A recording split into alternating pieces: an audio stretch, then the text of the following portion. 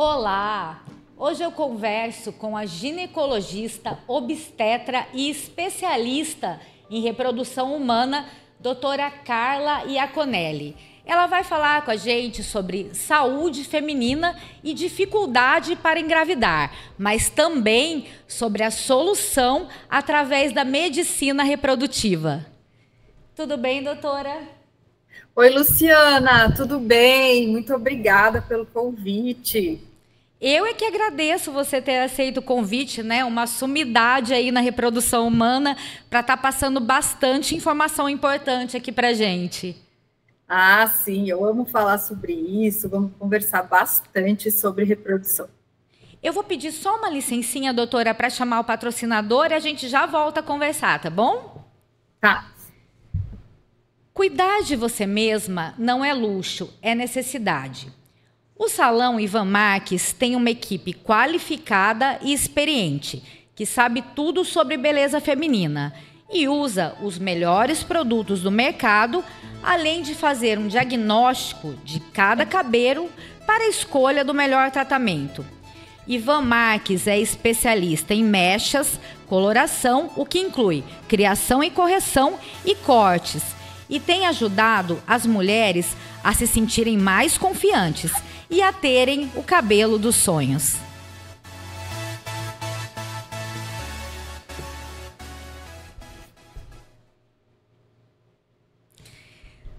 Doutora Carla, agora a gente pode conversar.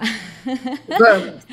Primeiramente, eu queria saber, a infertilidade é uma doença? A infertilidade é uma doença e, inclusive, ela está no Código Internacional das Doenças, né? A infertilidade tem seu CID, então, sim. E a mulher é quem mais sofre mesmo com a infertilidade ou é meio que de igual para igual? Eu acredito que quando um casal, e hoje em reprodução humana, nós vamos falar mais para frente que o nosso público de atendimento, né, em tratamentos é bem maior do que apenas casais que querem engravidar. Mas quando um casal está tentando engravidar, eu acredito que as mulheres, elas sentem mais porque a gravidez acontece no corpo delas, né?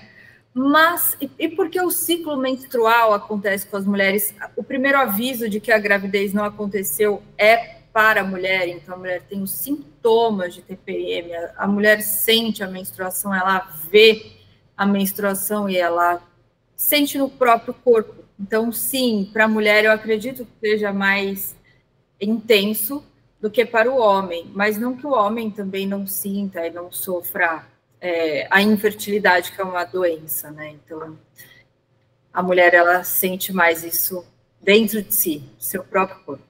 E quais seriam as doenças femininas que prejudicam a fertilidade? Pois é, a mulher, ela, para que aconteça a gravidez, vários estágios e vários planos da saúde reprodutiva precisam funcionar. Tem que funcionar o eixo hormonal, que é o que controla a nossa ovulação. Então, algumas doenças hormonais podem prejudicar. Doenças clínicas também, porque se nós não estamos bem clinicamente, como a diabetes descompensada, pressão alta, alguma medicação que bloqueie nosso eixo, problema na tireoide, isso pode prejudicar. Agora, mais incisivamente e mais anatomicamente, no útero, a gente tem que prestar atenção se não tem nenhuma lesão no útero, assim como mioma, pólipo, até endometriose, que é uma doença pélvica, né? Não somente no útero, a endometriose afeta a pelve como um todo, doenças ovulatórias, e a gente coloca nessas doenças ovulatórias tanto o ovário policístico, como outras alterações ovulatórias da perimenopausa, né, que é a falência ovariana, e hoje as mulheres estão tendo filhos mais tarde, então isso pode acontecer cada vez mais frequentemente. E já com relação aos homens, existem doenças masculinas que prejudicam aí a fertilidade? Sim, sim, os homens também. Se a gente pegar 100 casais que não engravidaram no primeiro ano de tentativas. Isso é a definição de infertilidade conjugal. Sim, metade dos problemas serão relacionados às mulheres, a outra metade serão relacionadas aos homens. Então, os homens têm, sim, muitos problemas que podem afetar a fertilidade. Existem algumas condições que são muito comuns, que é a varicocele, que é a presença de varizes na bolsa testicular. Então, a varicocele pode ser uma causa, assim como problemas hormonais, né, do eixo hormonal, algum bloqueio que impeça a produção de testosterona e a produção de espermatozoides. Tem doenças que os homens têm, como criptorquidia. Às vezes o homem nasce com o testículo na cavidade abdominal, né? O testículo não desce, né? Vamos assim dizer. E cachumba também pode alterar a função reprodutiva masculina. E tem homens que simplesmente têm uma obstrução do canal que leva o espermatozoide ao ejaculado. Então, essas são as azoospermias. O espermatozoide não sai, que elas podem ser obstrutivas. Ou pode ser não obstrutiva, pode ser algum problema na produção, que o homem não produz espermatozoide. De qualquer forma, sempre tem que procurar a causa. Tem que passar num urologista e buscar o porquê dessas alterações, que geralmente o primeiro exame que a gente vê alterado é o espermograma. Esse é o exame básico que todo homem tem que fazer com infertilidade. E a esterilidade, acho que essa é uma dúvida que todo mundo tem, né? Se a esterilidade é igual, é a mesma coisa que a infertilidade. É a mesma coisa? Bem, assim, são conceitos, né, hoje que são muito semelhantes. Antigamente, a gente não tinha muito conhecimento sobre tratamentos. Hoje, para cada causa de infertilidade, a gente tem um tratamento a ser proposto. Por exemplo, se a mulher não tem útero, hoje existe a cessão temporária de útero e até o transplante uterino. Então, é muito difícil você dizer que é impossível um tratamento, que a pessoa é estéril completamente. Mesmo mulheres na menopausa conseguem engravidar com óvulos doados. Então, para cada causa, a gente tem uma solução a apresentar. Então, infertilidade e esterilidade, hoje a gente pode usar como similares, né? Porque a gente vai poder propor um tratamento. E quando que a mulher e o homem, eles conseguem detectar, saber que eles são inférteis? Primeiro, tem que pôr à prova a fertilidade. A gente raramente sabe que é infértil antes de tentar engravidar. Então, pôr à prova é ter relações no período fértil por pelo menos 1 ano. Se não acontecer a gestação, aí o casal é diagnosticado com infertilidade. Claro que tem algumas condições, como, por exemplo, se a mulher precisar passar por uma cirurgia e tira os 2 ovários, ou retira o útero, ela já sabe que ela não vai poder engravidar naturalmente. Se o homem tem uma obstrução do epidídimo, e aí ele não tem espermatozoide, ele já sabe que ele não vai poder engravidar. Mas a maioria das vezes é colocando à prova mesmo, tentando. E quando seria a hora certa de procurar ajuda especializada, doutora? Olha, eu faço muito no consultório aconselhamento reprodutivo, e eu acho isso importantíssimo, principalmente nos dias de hoje, quando as mulheres estão deixando para ter filhos muito mais tarde do que antigamente. Então, praticamente dobrou a quantidade de mulheres que estão tendo filhos após os 40 anos. A idade média e a quantidade da primeira gravidez aumentou e a quantidade de filhos diminuiu.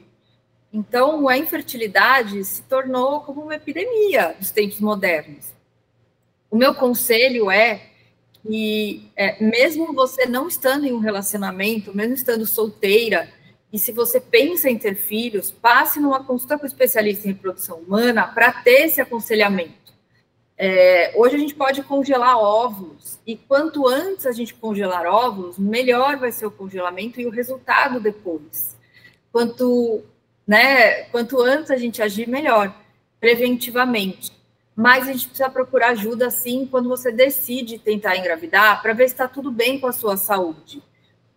Tem um preparo para engravidar, não é simplesmente quero engravidar, vou ter relações desprotegidas. Você precisa fazer uma suplementação, você precisa ver se tem alguma deficiência de algo que você precise resolver antes. Você tem alguma alteração hormonal que precise ser resolvida, alguma infecção que precise ser resolvida antes disso, ou até algum fator, às vezes ovulatório, uterino, que a gente consiga melhorar, para que você engravide naturalmente. Caso não seja possível, aí existe toda uma investigação mais aprofundada que é individualizada. Então, cada casal será direcionado para a sua suspeita e para o seu caso específico. E quem tem endometriose? Porque tantas mulheres, né, têm endometriose. Pode engravidar? Consegue engravidar? Nem toda mulher com endometriose vai ter infertilidade. Mas uma grande parte das mulheres com infertilidade tem endometriose. Então, a endometriose está entre uma das causas de infertilidade. Está entre uma das causas. E ela vem aumentando a sua incidência por uma série de motivos, motivos esses relacionados à vida moderna da mulher. Então, a mulher ela tem mais ciclos menstruais, porque ela está engravidando mais tarde. Ela tem mais exposição ao estresse e a disruptores endócrinos. Hoje em dia, principalmente nos grandes centros urbanos, disruptores endócrinos são substâncias que agem no nosso corpo como hormônios. E a endometriose é uma doença que ela é alimentada por hormônio, o hormônio que a gente produz na ovulação, que é o estrogênio. Então, a gente tem muitos casos de endometriose e cada vez mais nós temos cuidado dessas mulheres. E o cuidado com a endometriose passa por diversas esferas da vida. Tem que cuidar da alimentação, de fazer atividade física, às vezes precisa de cirurgia, congelamento de óvulos, uma série de coisas que também é individualizado. A pílula anticoncepcional, ela também é um desses fatores que podem levar a mulher a ter endometriose ou não tem nada a ver? Ai, complicada essa resposta, porque sim e não. Se a gente for pensar que a pílula combinada, ela leva estrogênio e progesterona, teoricamente sim, o uso do estrogênio, ele estimula a endometriose. Por outro lado, ao utilizar a pílula, a mulher não ovula. E, portanto, muitas mulheres relatam melhora dos sintomas usando pílula, mas não é o ideal. A pílula combinada não seria o tratamento, a contracepção ideal para as mulheres com endometriose. E quais seriam, doutora, os tratamentos hoje da medicina reprodutiva? A medicina reprodutiva tem tratamentos para, enfim, o carro-chefe, né, que é o que a gente mais indica e mais ouve falar, é a FIV, que é a fertilização in vitro. Ou seja, a gente consegue captar os óvulos de uma mulher depois de estimular os ovários e fazer a fertilização, ou seja, a gente consegue injetar um espermatozoide selecionado do sêmen, né, após o processamento, dentro de cada óvulo recuperado dessa mulher. Com isso, a gente produz embriões que ficam em cultivo num laboratório e a gente tem como selecionar os embriões a serem transferidos para o útero da mulher e, com isso, conseguir uma gravidez com uma taxa de gravidez bem alta, bem maior do que a taxa de gravidez natural. Então, por exemplo, uma mulher com 35 anos, ela teria uma taxa de gravidez mensal de aproximadamente 12%, 15%. Com a FIV, a gente transferindo um embrião bem selecionado, a gente teria até 50%. Quando a gente faz biópsia do embrião, que a gente vê a genética, se todos os cromossomos estão lá perfeitos, a gente consegue até 60%, 65% de taxa de gravidez. Poxa vida, não é 100%, mas é muito alta. Então, a gente tem também a doação de óvulos para as mulheres que não têm mais menstruação, que já estão na menopausa, não produzem mais óvulos. A gente pode fazer a doação de embriões já prontos, né, de pacientes que têm embriões que não utilizaram excedentes, elas podem doar para outros casais. Existe a doação de sêmen para homens que não produzem espermatozoide.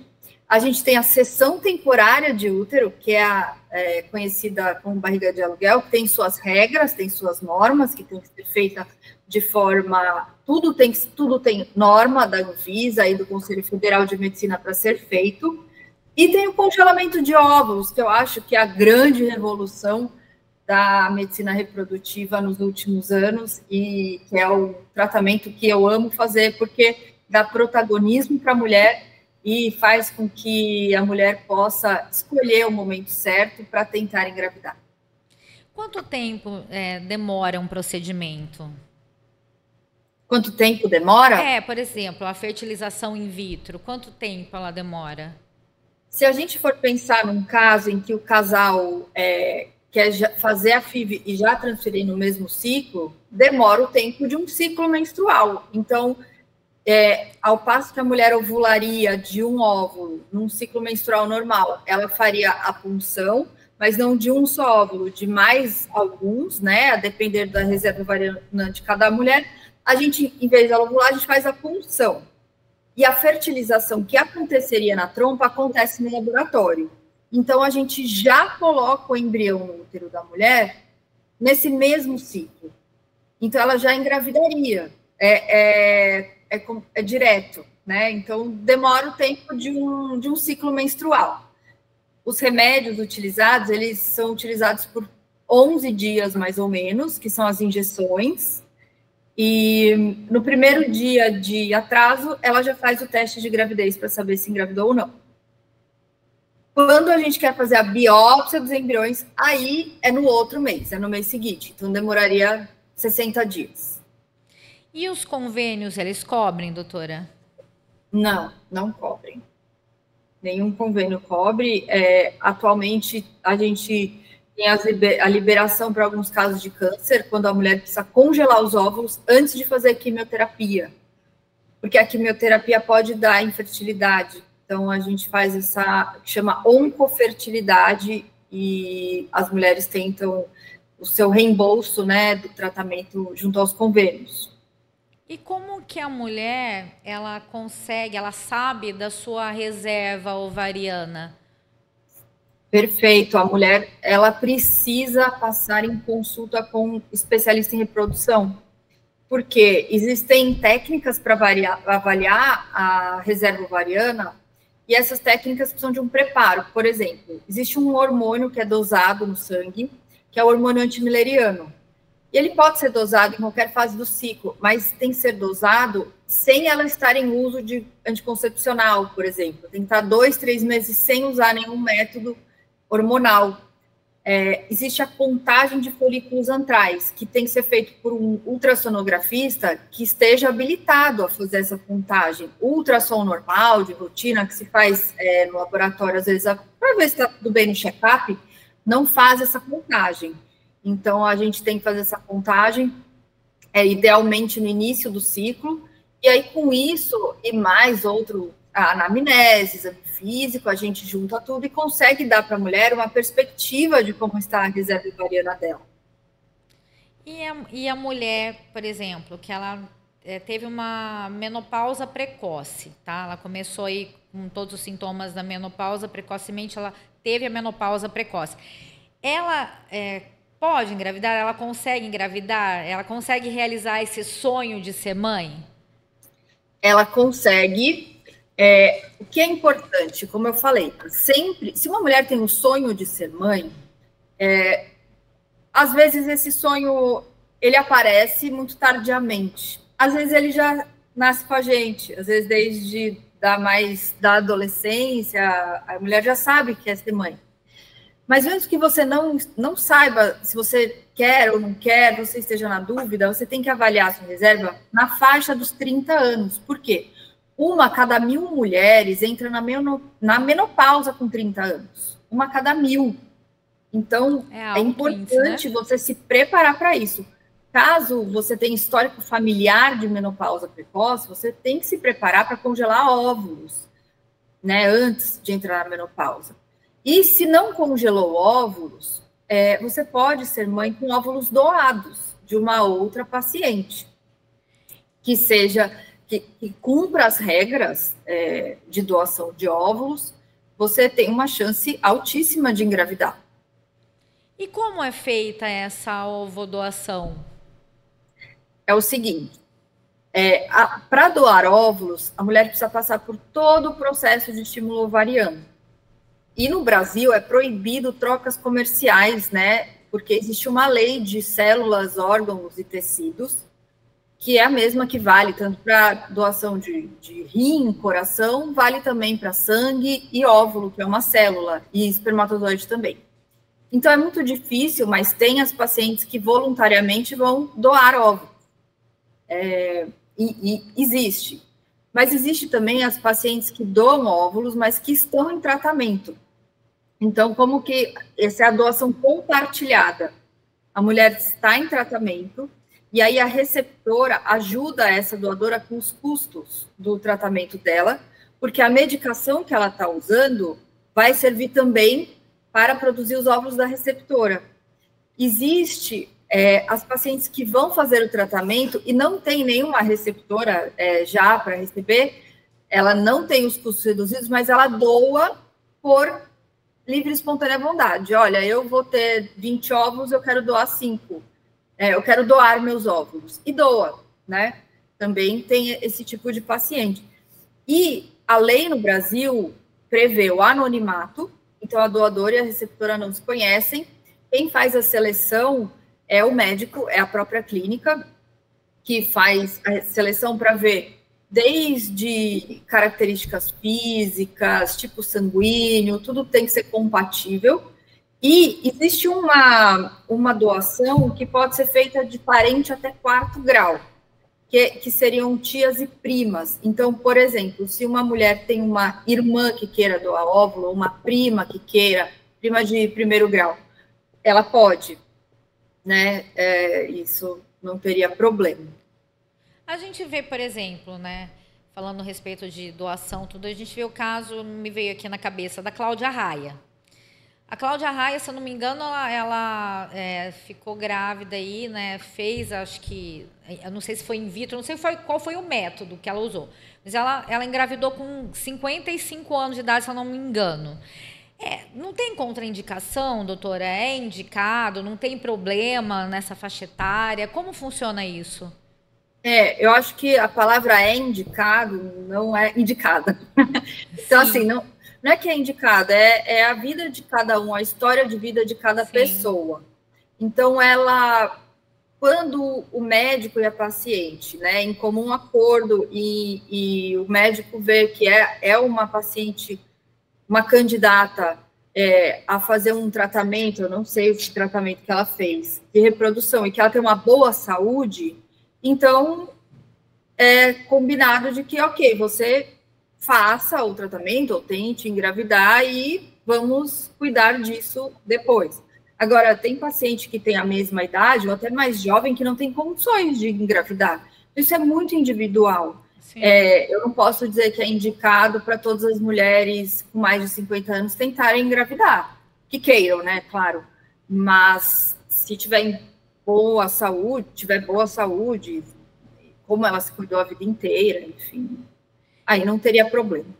E sobre o congelamento de óvulos, o procedimento, ele dói? Não dói, não dói. O procedimento é bem tranquilo. O procedimento de congelamento de óvulos, para mim, ele é um procedimento assim, muito simbólico para a vida da mulher, e ele é um divisor de águas. É um tratamento que ele pode significar esperança, vida, um planejamento, um empoderamento, protagonismo da mulher. Ele não dói. Ele é um tratamento que é igual a FIV, mas para na primeira fase. Então, tem o estímulo ovariano, né? A paciente usa as medicações, tem o efeito das medicações, que para cada mulher é diferente. Então, pode ser que tenha um inchaço, um sintoma de peso no pé da barriga, que é o próprio ovário aumentado. A punção sempre é com anestesia, então não dói. Pode ter depois da punção cólica, assim como uma TPM aumentada. Sim. Mas é um tratamento que, dependendo do significado que você dá para ele pode ser a coisa mais libertadora que você já fez na sua vida. E é garantida, doutora, a maternidade para quem preserva os óvulos? Desculpa, eu não entendi o início da pergunta. É garantida a maternidade para quem preserva os óvulos? Não é garantida, mas a gente sabe que quanto antes o congelamento for feito, melhor vai ser o resultado depois, quando for descongelar os óvulos e fazer a fertilização.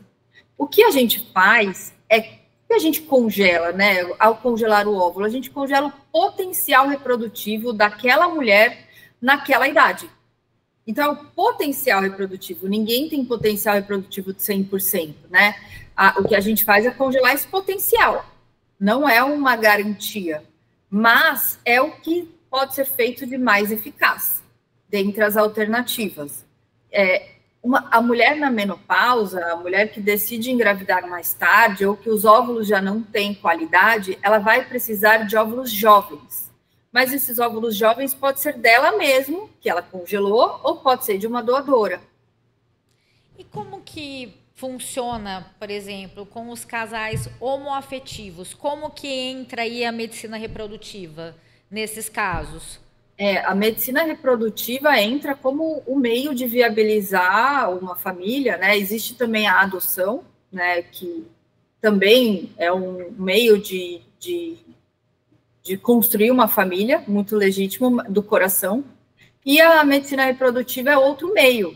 Então, a gente consegue, com os casais homoafetivos masculinos, disponibilizar tanto a seção temporária de útero com óvulos doados e fazer esses embriões, e com os casais homoafetivos femininos, a gente pode usar o sêmen de uma com o sêmen doado, né, de um doador, e colocar no útero da outra. Ou não, os casais homoafetivos femininos, os tratamentos podem ter configurações, né, bem amplas. A gente pode fazer embrião doado, a gente pode usar, depende da idade das mulheres, se o útero está em boas condições, então tudo isso é individual. Eu já vi alguns casos até de homens que eles, assim, fazem através de uma barriga de aluguel, né? É bem comum isso, sim. Né? A seção temporária de útero é o termo técnico, mas a barriga de aluguel é o mais conhecido. É que, como não pode, aluguel é um termo comercial, sim. Né? E não pode, contra a lei, então a gente fala seção temporária de útero. Sim. E, doutora, com relação aos pacientes oncológicos, né? Como é que funciona essa questão da fertilidade, ou seja, da infertilidade? As pacientes oncológicas, elas precisam ser orientadas, porque dependendo do tratamento a ser feito, porque tem diferentes tipos de câncer, diferentes abordagens, diferentes quimioterápicos, diferentes protocolos de radioterapia, e no momento em que o oncologista vai propor esse tratamento, ele precisa falar sobre a fertilidade. Olha, esse tratamento ele pode afetar a sua fertilidade. Você deseja fazer uma preservação? Você tem o desejo de fazer algo a respeito? E aí o algo a respeito seria o congelamento de óvulos, a não ser para as pacientes que ainda não ovulam, porque as pacientes pré-púberes, que ainda não entraram na puberdade, a gente pode congelar um tecido ovariano. Essa é a alternativa para as pacientes em que a gente não pode estimular a ovulação ainda. Tá certo, doutora. Olha, o papo foi maravilhoso, esclarecedor, né? Porque eu acredito que muitas mulheres estão aí, né? Não conseguem engravidar. A gente sabe, assim, que em alguns casos, poucos casos, é uma questão psicológica, né? mas a maioria deles não é. É problema mesmo, né? A mulher, ela tem dificuldade para engravidar. Então, eu acho que é muito esclarecedor, é de grande utilidade, porque as mulheres aí acabam vendo, olha, o que eu vou fazer agora? Eu vou procurar um especialista, né? E vou fazer o tratamento para engravidar. E é assim que funciona, né? Exatamente. Então, foi assim, nossa conversa foi... Oi, desculpa, pode falar. A gente precisa ir atrás dos nossos sonhos e não deixar passar, porque o tempo para a mulher é ouro. Com certeza, depois de uma certa idade fica um pouquinho mais complicado, mais difícil em vários aspectos, né? Então é ouro mesmo, tem que correr atrás. Doutora, muito obrigada pela sua participação mais uma vez. Obrigada, eu adorei o papo. Estou à disposição para outras conversas também. Adorei o nosso papo aqui. Nós também. A gente também aqui da TV. Obrigada, doutora. Até breve. Um beijo. Tchau, tchau. Tchau. Gente, até semana que vem. A gente se vê semana que vem de novo aqui na TV Metropolitana. Foi ótimo.